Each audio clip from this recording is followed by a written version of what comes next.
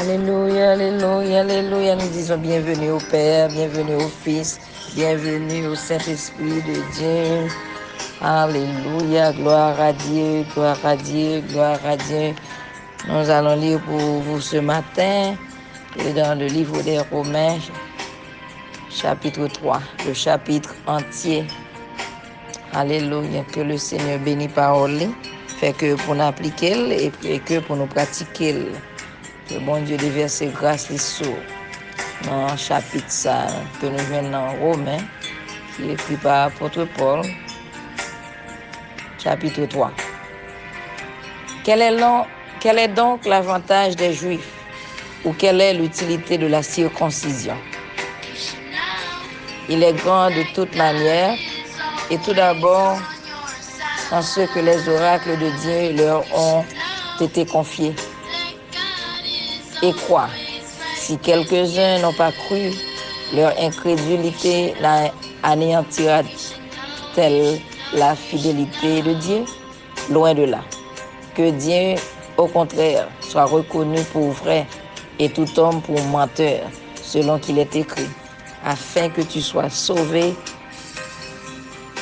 afin que tu sois trouvé juste dans tes paroles et que tu triomphes lorsqu'on te juge. Mais si notre injustice établit la justice de Dieu, que dirons-nous? Dieu est-il injuste quand il déchaîne sa colère? Je parle à la manière des hommes, loin de là. Autrement, comment Dieu jugerait-il le monde? Et si, par mon mensonge, la vérité de Dieu éclate davantage pour sa gloire, pourquoi suis-je moi-même encore jugé comme pécheur? Et pourquoi ne ferions-nous pas le mal afin qu'il en arrive du bien? Comme quelques-uns qui nous calomnient prétendent que nous le disons. La condamnation de ces gens est juste. Quoi donc? Sommes-nous plus excellents? Nullement, car nous avons déjà prouvé que tous, juifs et grecs, sont sous l'empire du péché. Selon qu'il est écrit, il n'y a point de juste, pas même un seul. Selon qu'il est écrit, il n'y a point de juste, pas même un seul. Nul n'est intelligent, nul ne cherche Dieu. Tous sont égarés, tous sont pervertis. Il n'en est aucun qui fasse le bien, pas même un seul. Leur gosier est un sépulcre ouvert. Ils se servent de leur langue pour tromper.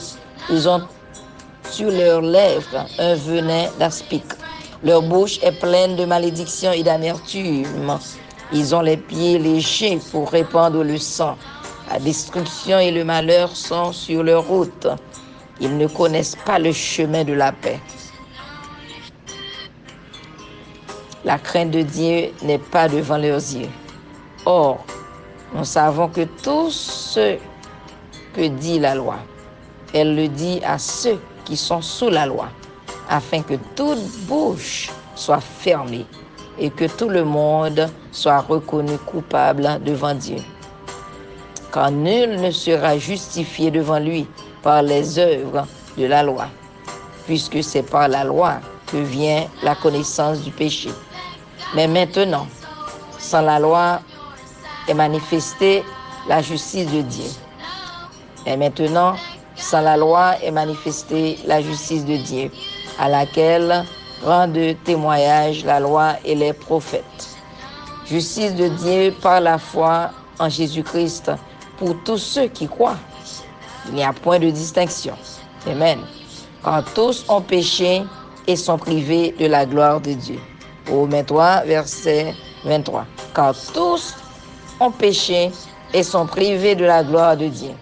Et ils sont gratuitement justifiés par sa grâce, par le moyen de la rédemption qui est en Jésus-Christ.